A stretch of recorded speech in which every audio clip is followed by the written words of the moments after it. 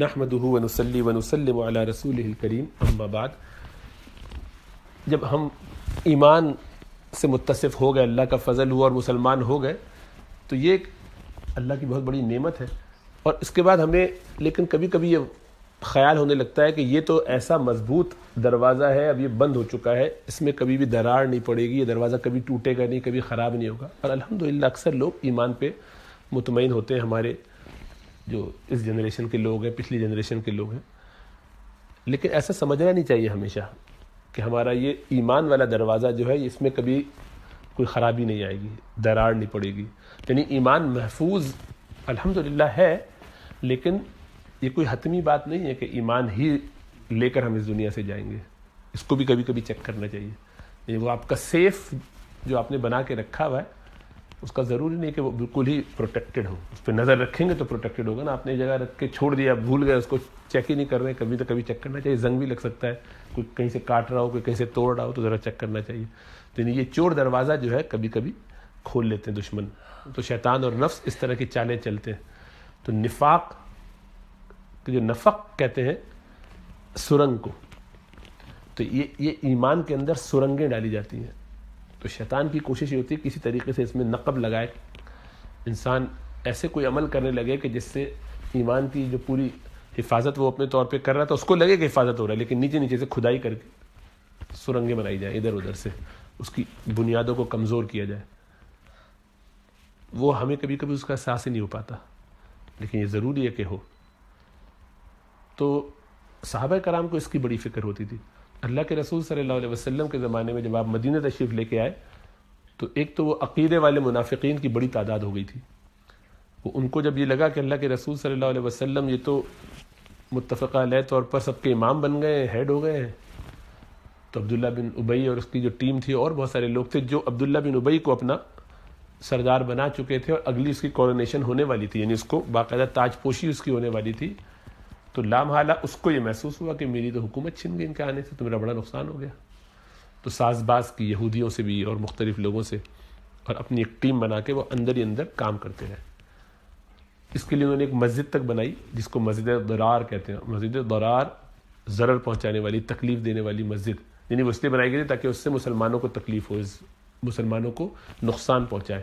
یعنی وہ گڑھ بن جائے ہمارا کہ جس میں بظاہر نمازیں ہو رہی ہوں اور پیچھے ہم اس میں دشمنوں کے ساتھ سازش کر کے ایک اس کو سینٹر بنا دیں، مدینے کے بالکل آگے بالکل الگ سے، باہر سے دشمنوں سے اس میں جو کچھ سازشیں ہوں گی وہ وہاں کی جائیں گی.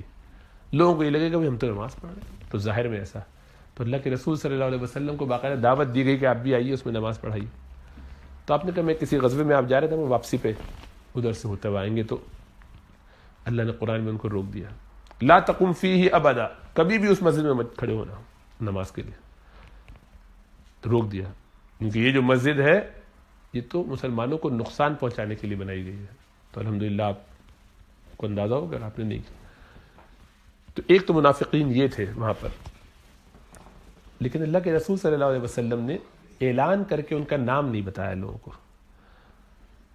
آپ کو جب ان سب کے بارے میں پتہ بھی چل گیا تب بھی آپ نے ان کو اعلان کر کے باقاعدہ الگ نہیں کیا، کاٹا نہیں. اور وجہ اس کی یہ تھی کہ آپ یہ فرماتے تھے کہ بعد باہر والے جو لوگ ہیں، میڈیا میں جو پروپیگنڈا ہوگا، یعنی اس زمانے کے حساب سے باہر والوں کو جو پتہ چلے گا وہ یہ کہ اچھا یہ تو مسلمان تھے، ان کے ساتھ تھے، انہوں نے ان کو نکال کے الگ کر دیا. یہ تو عجیب بات ہے، یعنی یہ تو اپنے لوگوں کو بھی نہیں چھوڑتے. یہ تو بڑی خطرناک صورتحال ہے. اس کا مطلب ہے کہ کچھ پتہ نہیں ہمارے ساتھ کیا ہو. تو میڈیا میں تو یہی جائے گی نا بات کہ یہ مسلمان کہہ کے داخل ہوئے تھے اسلام میں، ان کو نکال دیا گیا. بڑا مشکل کام ہے. اور پھر روئیں گے دھوئیں گے، یہ تو اپنی کہانیاں سنائیں گے. اور کرتے بھی یہ تھے کہ وہ صبح میں ایمان لاؤ، شام میں کافر ہو جاؤ.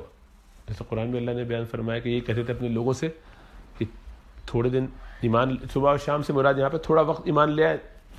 بعد میں کہا کہ ہم نے تو اندر جا کے دیکھ لیا، ہم نے دیکھا مسلمانوں کے ہمیں کوئی خاص بات سمجھ میں نہیں آئی، کوئی مسلمان نہیں، کوئی اچھی پریکٹس نہیں. اندر سے دیکھا اچھے لوگ نہیں ہیں. تو جب اندر سے کوئی جب مرتد ہو کے باہر جائے گا یا اعلان کرے گا کہ اب میں نکلتا ہوں اسلام سے، تو اس کی بڑی اپیل ہوتی ہے. کیونکہ جو نیا آدمی ہوتا ہے وہ ویسے گھبرا رہا ہوتا ہے کہ نیا نیا مذہب ہے، آبا و اجداد کے بھی خلاف ہے، ابا وغیرہ دادا وغیرہ جو دین پیش کرتے تھے یہ اس کے بالکل مخالف ہے. اب یہ تو عجیب سی کیفیت ہے، سو قبول کریں گے. کچھ باتیں اچھی بھی لگ رہی ہیں، فلاں کی بات سنی تو وہ بھی اچھی لگی، اس میں ابو بکر اور عثمان اور علی اور عمر جیسے بڑے بڑے لوگ بھی ہیں، تو بہت ہی اعلیٰ پائے کے معاشرے کے لوگ ہیں، لیڈر سمجھے جاتے ہیں. تو اب اندر سے ایک آدھ کوئی بندہ جو پہلے معروف ہو لوگوں میں، وہ جائے اور آ کے پھر نکل جائے، تو لوگ کہتے ہیں یہ کیا ہو رہا ہے. ایک منٹ، ٹھہرو، میں تو بھی قبول کرنے ہی والا تھا، لیکن پہلے میرا خیال ہے دیکھ لینا چاہیے، بی کیئرفل، شاید یہاں پہ کچھ گڑبڑ ہے. دیکھا شام میں ایک صاحب اور کہہ رہے ہیں، میں نے بھی چھوڑ دیا، بڑی گڑبڑ. تیسرے ایک اور وہاں سے نکل ہے. تو یہ فضا بن جاتی ہے بہت زیادہ نفاق والوں کی اپنی کوششوں سے. تو اللہ کے رسول صلی اللہ علیہ وسلم تو وہ حکیموں کے حکیم ہیں، بہت بڑی حکمت اللہ نے ان کو سکھائی کہ لوگوں کو ڈیل کیسے کرنا ہے. تو آپ صلی اللہ علیہ وسلم نے فرمایا کہ نہیں، اس سے یہ نقصان ہوگا، اسی لیے ان کو رہنے دو جیسے ہے. تو اب وہ منافقین اپنے آپ کو ثابت کرنے کے لیے کہ وہ بہت اچھے ہیں اور مسلمان ہیں اور بڑے اعلیٰ درجے کے ہیں، وہ پہلی صف میں آ جاتے تھے، نماز پڑھ کے آگے آگے آگے کھڑے ہوتے تھے، ہر نماز میں جماعت میں شریک ہوتے تھے.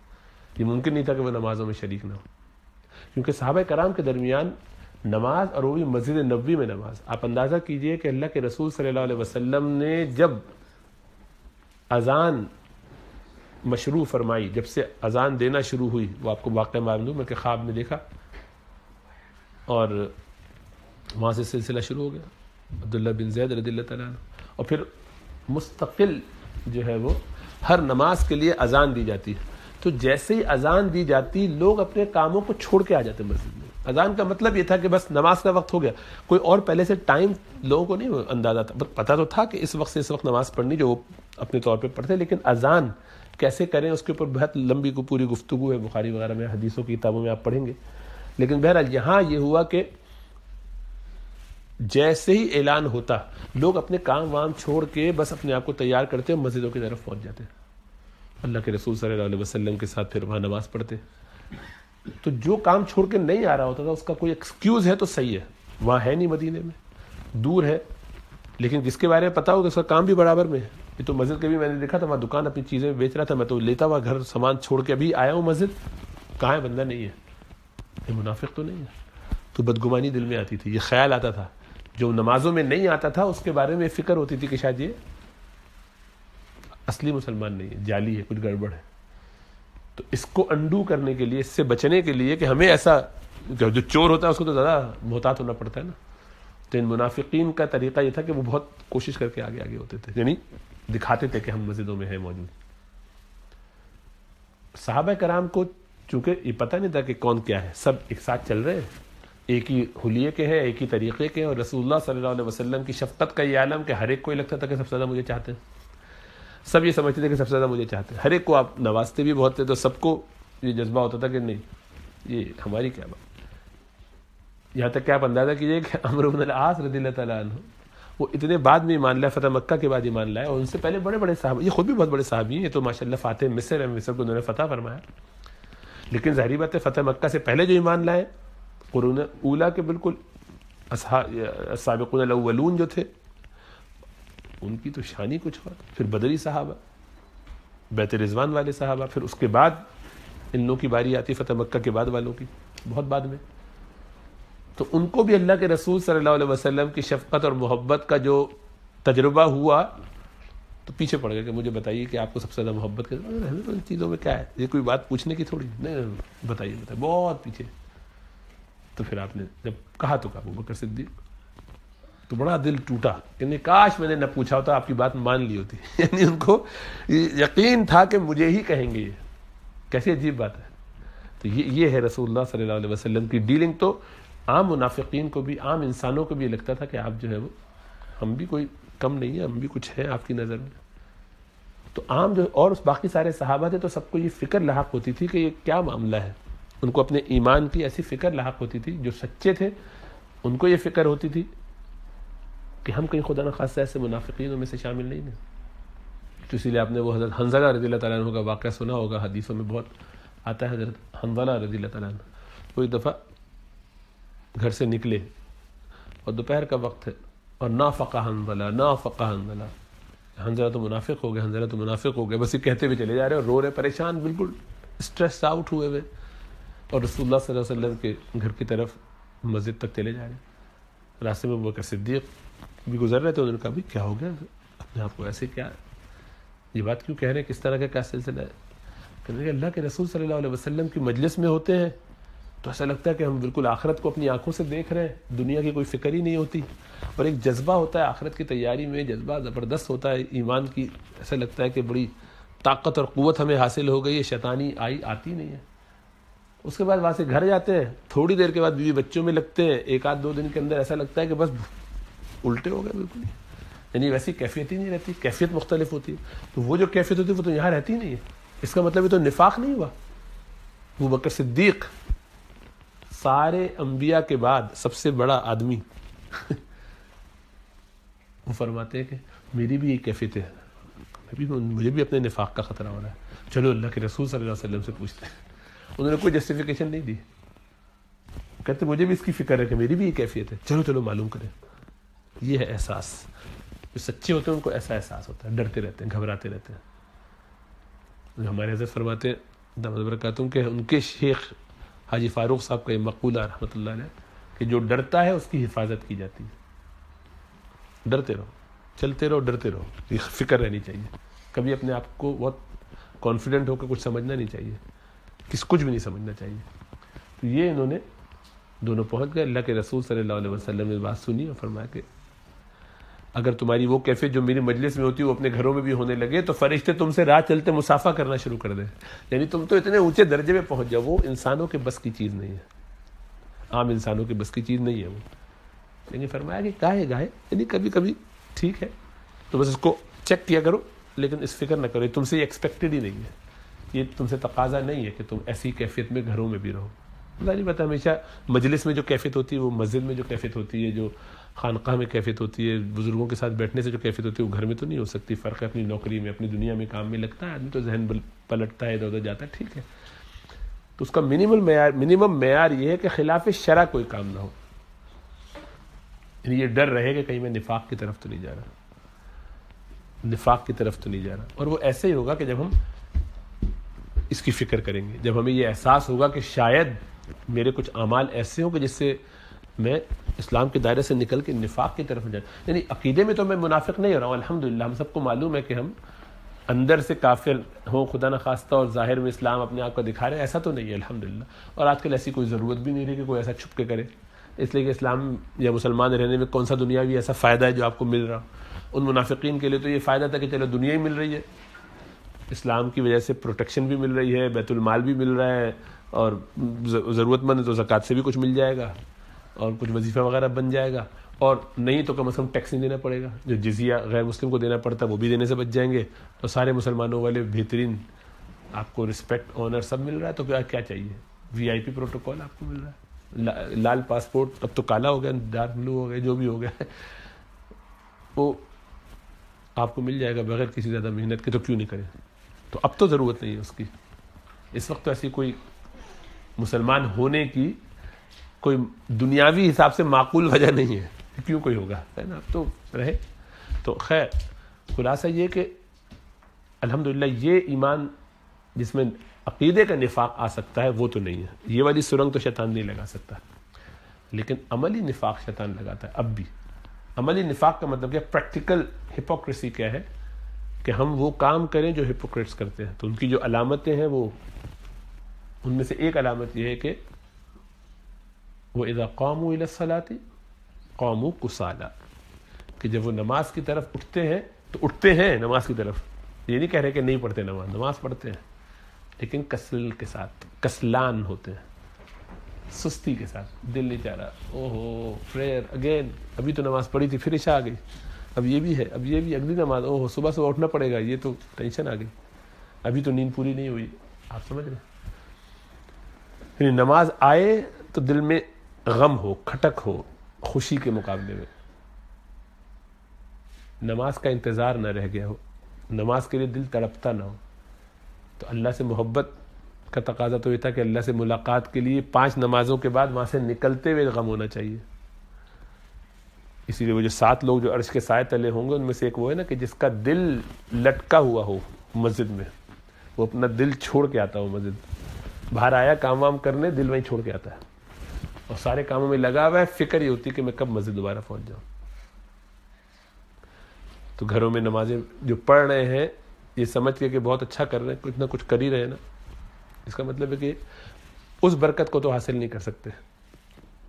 عرش کے سائے تلے جو ان کو جگہ مل سکتی تھی وہ نہیں مل رہی. اس لیے نہیں ملے گی کہ وہ دل تو ان کا مزے میں لٹکتا کیا, مزے سے جاتے ہی نہیں ہیں, دل چھوڑ کے کیا آتے ہیں وہاں پر. تو اگر آپ کی 5 نمازوں میں سے اکثر نمازیں قاعدے سے پوری 5 ہونی چاہیے, اور آج کل تو اب دوبارہ ٹائم ایسا ہو گیا ہے کہ اتنا جلدی نہیں ہے کہ 5:30 بجے, اب کیا کچھ مسجدوں میں 5:45 بجے بھی ہے, تو 5:45 بجے بھی آدمی اٹھ کے نماز نہ پڑھ سکتا ہو. تو دن میں کام کی وجہ سے اب اکثر لوگوں کا کام بھی ورک فرام ہوم ہے, یہ بھی مجھے معلوم ہے. تو ایسا بھی نہیں ہے کہ آپ کے لیے ہر روز کی یہ ٹینشن ہو. چلو کبھی ہوتی ہوگی, لیکن آپ کرتے کیا ہے, اپنے آپ کو پلان نہیں کرتے مسجد کے مطابق, نماز کے ٹائم کے مطابق. بندے نے بلایا کام کے لیے, گاڑی بنانی, ہاں میں اب یہ پہنچ رہا ہوں, یہ سوچے نہیں کہ نماز کا کیا کروں گا, جہاں جا رہا ہوں وہاں نماز کا کیا کروں گا, پتہ ہی نہیں ادھر کوئی جگہ ہے بھی کہ نہیں, ہے ہی نہیں, اتفاق سے معلوم بھی ہے, لیکن وہ سوچے نہیں, اس کو ایکسکیوز بنا دے گا, نہیں مجھے تو گاڑی دینے جانا ہے. ابھی تو گاڑی دینے کے لیے اس نے یہ کہا تھا کہ ابھی آ جاؤ, ابھی نہیں آؤ گے تو تمہاری گاڑی کی ایسی کی تیسی نہیں بناؤں گا. وہ یہ کہہ رہا تھا آپ سے, یہ کون ہے ایسا جو آپ کو ایسا اپوائنٹمنٹ دیتا ہو, اور جس وقت آپ وہاں پہنچ جاتے ہیں کہ اسی وقت ہاتھ کے ہاتھ وہ آپ کی گاڑی لے لیتا ہے. ایسا وہ کمپیوٹرائز سسٹم ہے کہ آپ جاتے ہیں اور بس ادھر آپ نے گاڑی سروس کے لیے دینے کے لیے کھڑے ہوئے تھے, ادھر انہوں نے لی جی سر آئیے, بندہ آپ کے لیے ایک بندہ کھڑا ہوا ہے, ہاتھ باندھ کے گاڑی اٹھائی اور آپ کو فارغ کر دیا. ایسا کرتا ہے, ظاہری بات نہیں کرتا, وہاں بھی آپ کیوں میں کھڑے رہتے ہیں. کون سا ٹائم ایسا ہے جو ہے وہ پنکچولیٹی کے ساتھ چلتا ہے, وہ رفلی ہوتا ہے, لیکن آپ کے لیے اس کی پرائیورٹی نہیں ہوتی نماز کی. اس لیے کہ ہم نے تو بس سوچا سمجھا نہیں, بس اٹھے بے وقوفوں کی طرح, جو بھی کام کرنا ہے کر دیا, اور اس کو ایکسکیوز بنائیں گے بعد میں. اور بلکہ اب تو ایکسکیوز بھی نہیں بناتے, وہ تو ایک ڈن سی چیز ہے, تو ہوتا ہی ہے. تو وہ شاپنگ پہ گیا ہوا تھا, کام کے لیے نکلنا تھا, کام کے لیے نکلنا تھا, وہ کیا ایسا کام تھا جس کی وجہ سے نمازوں کو چھوڑا جا سکتا تھا, مسجد کی جماعت چھوڑی جا سکتی تھی. یہ کہاں سے جسٹیفیکیشن ہے کسی بھی جماعت کو چھوڑنے کی؟ یعنی یہ تو لائف اینڈ ڈیتھ کی سچویشن ہے کیا؟ کیونکہ ایسا کام تھا کہ جس کے بغیر آپ کے بچے فاقے کر دیں گے. اس وقت میں اگر اس گلی کے کنارے سے جا کر سویا سوس نہیں لایا تو میرے بچے 2 منٹ میں پٹک کے مر جائیں گے فاقے سے. یہ کون سی کہانی ہے؟ بیکار بات ہے نا. لیکن ایسا ہی لگتا ہے دماغ میں کہ یہ کہہ دیا گیا اور یہ کرنا ضروری ہے. بیگم نے کہہ دیا ہے, یا میں نے خود سوچ لیا ہے, یا مجھے اپنے ٹائم ہی یہاں مل رہا ہے, میری اگلی میٹنگ اتنے بجے شروع ہو رہی ہے. تو پھر یہ تو آپ کو کل سے بھی پتا تھا, تو اس کے لیے آگے پیچھے کیوں نہیں ارینج کیا؟ نہیں, وہ آخر بس اسی وقت دیر اینڈ دین ٹائم کرنا ہے. اس کا مطلب ہے کہ نماز ہمارے لیے پرائیورٹی ہے نہیں. جو سب سے اہم چیز ہے ہماری زندگی کی ایمان لانے کے بعد, وہ نماز ہے, جس میں ہم اللہ سے تعلق رکھتے ہیں, جس کا اہتمام منافقین بھی کرتے تھے. ہم اتنا اہتمام بھی نہیں کرتے کہ 5 نمازیں مسجد میں پڑھتے ہوں, جو بھی ہمارے ایکسکیوزز ہوں. اور جو 5 پڑھتے بھی ہیں, یا 4 پڑھتے ہیں, یا 3 پڑھتے ہیں, 2 پڑھتے ہیں, اس میں بھی اہتمام کتنا ہوتا ہے. مثلا آج جمعے کی نماز تھی, ہر آدمی ذرا سوچے وہ کتنی بجے مسجد پہنچا. جمعے کی نماز کا وقت مثلاً بیان شروع ہو جائے گا 1 بجے کے قریب, ہر مسجد میں تقریباً شروع ہو جاتا ہے.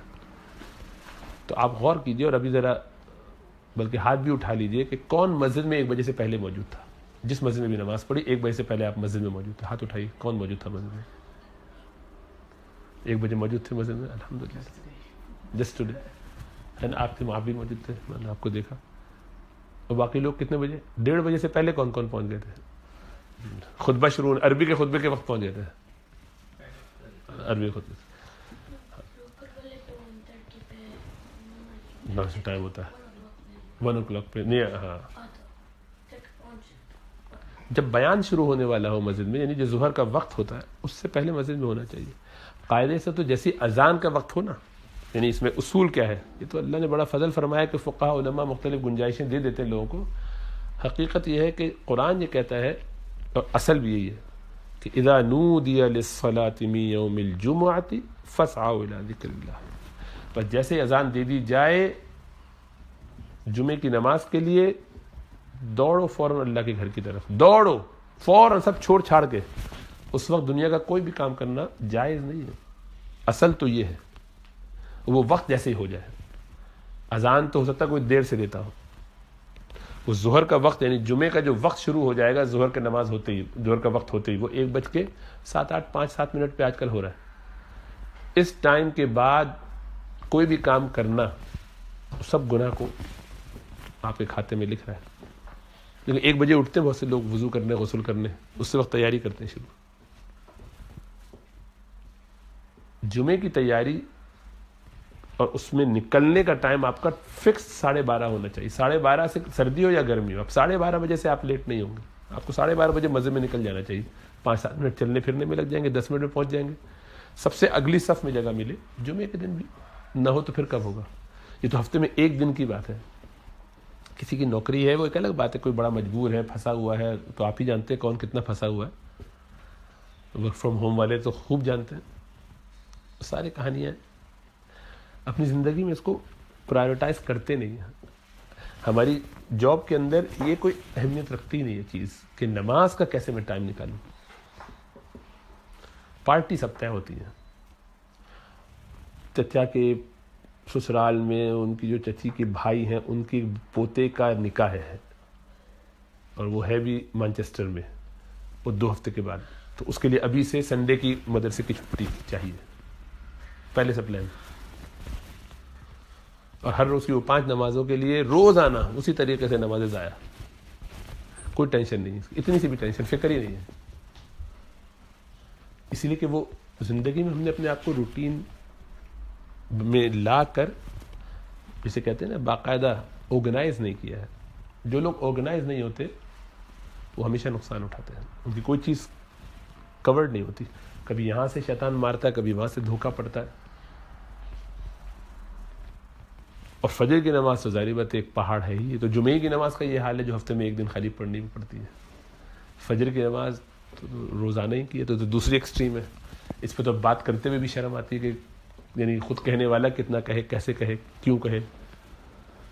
نماز نہیں ہو تو مسجد میں اپنے آپ کو طے کر لینا چاہیے کہ میری 5 نمازیں کسی حالت میں نہیں چھوٹیں گی, اور وہ بھی مسجد میں نہیں چھوٹیں گی. یہ تو پہلا اسٹیپ ہے.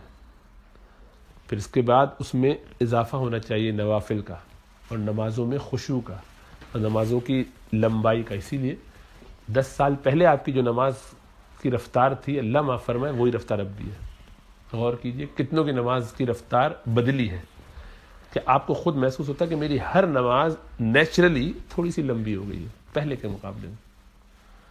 اگر ایسا نہیں ہے تو اس کا مطلب ہے کہ آپ نکمے چل رہے ہیں, پوری فیل. یہ ساری اسیسمنٹ ہے نا, یہ تو سیلف اسیسمنٹ ہے کہ ہماری زندگی میں دین آ رہا ہے کہ نہیں آ رہا.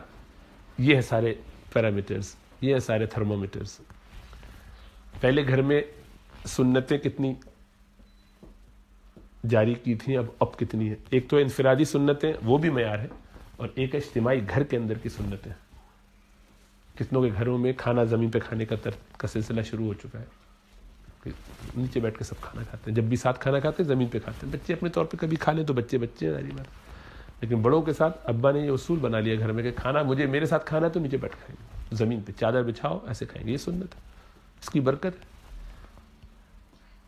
اگلی جنریشن کو تو پتہ بھی نہیں چلنے والا کہ یہ کوئی سنت کی کوئی چیز ہے.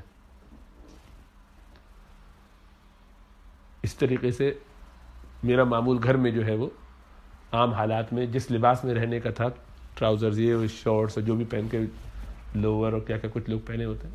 اب چھٹی گھر میں اگر کوئی باہر کا کام نہیں ہے جس میں ضرورت نہیں تھی تو ایسا لباس نہیں پہنتا میں کہ جس سے مجھے دیکھ کے کوئی مسلمان نہ سمجھے.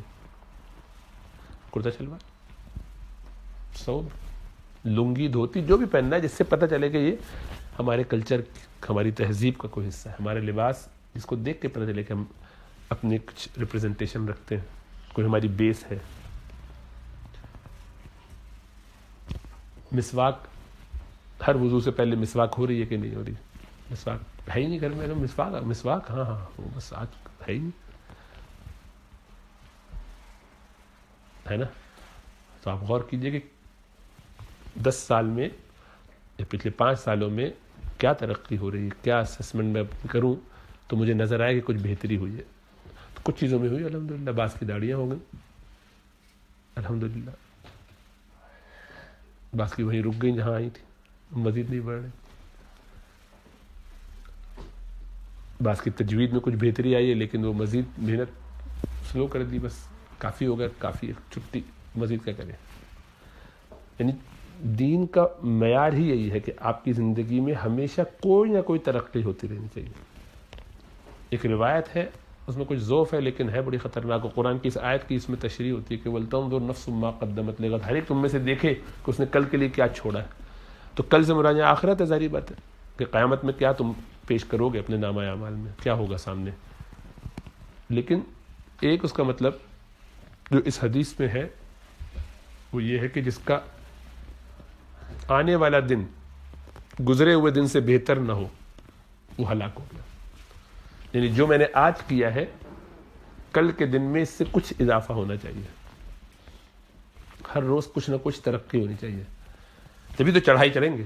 یعنی ہمارا ٹاسک یہ ہے کہ یہاں سے ہمیں پوائنٹ بی پہ پہنچنا ہے, اور پوائنٹ بی جو ہے 45 ڈگری پر ہے.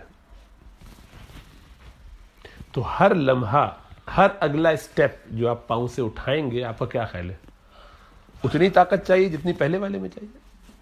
اگر آپ نے تھوڑی سی بھی سائنس پڑھی ہے تو آپ کو معلوم ہے کہ ہر اگلے اسٹیپ پہ آپ کو اپنی اسٹرینتھ بڑھانی پڑے گی, جب تک کہ آپ پلیٹو پہ نہ آ جائیں, جب تک کہ آپ لیول گراؤنڈ پہ نہ آ جائیں. پھر ایک لیول ہوگا, لیکن اس وقت تک تو آپ کو ہر اسٹیپ بھاری ہوگا کیونکہ اگینسٹ دا گریوٹی آپ اٹھا رہے ہیں. یہ الگ بات ہے کہ چونکہ ہم عادی ہوتے ہیں تو اس کا پتہ نہیں چلتا, لیکن آپ کی باڈی سے جو انرجی ویسٹ ہو رہی ہے, گاڑی کو چلائیں تو پتہ چلتا ہے, گاڑی کی جب آواز ہونے لگتی ہے اچانک سے پتہ چلتا ہے آپ کو جان نکل رہی گاڑی کی. نئی گاڑی کا پتہ نہیں چلتا ہے اتنا, پرانی گاڑی میں چیخ نکلتی گاڑی کی, جیسے کنزمپشن سے پتہ چلتا ہے اچانک سے. اس کے لیے حساس بھی ہونا پڑتا ہے, یہ بھی مسئلہ ہے, پتہ تو چلے کہ آپ جا کہاں رہے ہیں. تو ہر آنے والا دن بہتر ہوگا تبھی آپ اوپر جا رہے ہوں گے, لیکن ہم اوپر جانے کی کوئی ٹینشن ہی نہیں. ہمیں لگا ہم تو وہیں پہ پڑے ہوئے, کوئی بات نہیں, ہوا کھا رہے ہیں, ٹینشن لے رہے ہیں, ایک ہی جگہ پہ کھڑے ہوئے, کیا ہے, نہ ہلیں تو کیا ہے, ملا کر دیکھا جائے گا. تو یہ ہمارا جب ایمان کا پیرامیٹر ہے, دائرہ ہے, اس کو محفوظ رکھنے کے لیے یہ سارے کام ہیں. اس لیے ضروری ہے کہ اپنا اسیسمنٹ گاہے گاہے ہوتا رہے. یہ تو باقاعدہ ہونا چاہیے, لیکن باقاعدہ بڑے لوگوں کو کیا پوچھا جائے اور ڈانٹا جائے اور سوال کیا جائے, لیکن اپنے خود ایک ریکارڈ مینٹین کرنا چاہیے, کچھ لکھنا چاہیے. یہ جو رپورٹ دی جاتی ہے اپنے شیوخ کو, وہ یہی کام کرنے کے لیے, وہی ایک طریقہ ہے کہ جس سے آدمی ٹریک پہ رہتا ہے. بغیر رپورٹ کے کوئی ٹریک پہ رہ نہیں سکتا. ہر 2 مہینے پہ جب آپ اپنی رپورٹ دیتے ہیں نا, تو اس وقت آپ بیٹھ کے دیکھتے ہیں اپنی رپورٹ, تو آپ کو شرم آتی کہ یار میں کہاں لکھوں. یعنی 2 مہینے کی نمازیں جتنی بھی بنتی ہیں, اب وہ اس میں سے میری کتنی جماعت سے ہوئی اگر میں لکھوں پرسنٹیج وائز یا نمبر وائز, تو ظاہر بات ہے کہ شرم آئے گی. کتنی نمازیں ہوئی نہیں وہ لکھی, مثلا 10% نہیں ہوئی, قضا ہوئی, یا ان کی قضا بھی ادا کر لی ہے کہ نہیں کر لی. 25% جماعت سے ہوئی, باقی 65% چھٹی, جماعت سے نہیں, خود ہی ہوئی ہے. سنت موقدہ کب کب چھوٹی, اتنی % نہیں ہو رہی ہیں. تسبیحات 5 جو ہے وہ اتنے دن ہوئی ہیں, 15% ہوئی ہیں, باقی فیصد نہیں ہوئی. کبھی ہوتی ہیں کبھی نہیں ہوتی, بہت کم ہوتی ہیں, جو بھی ہے. اسی طریقے سے قرآن کی تلاوت اتنے دن ہوئی, اتنے دن نہیں ہوئی. جو معوذتین ہے اور ان میں سے جو کتاب پڑھنی ہوتی ہے معوذات وغیرہ میں سے, تو یہ پڑھی میں نے, اتنے دن پڑھی, اتنے دن نہیں پڑھی. تو آپ کو خود بخود پتہ چل جاتا ہے کہ میں کہاں کھڑا ہوں. ابھی آپ کا گراف ہو گیا 1-2 مہینے والی رپورٹ کا.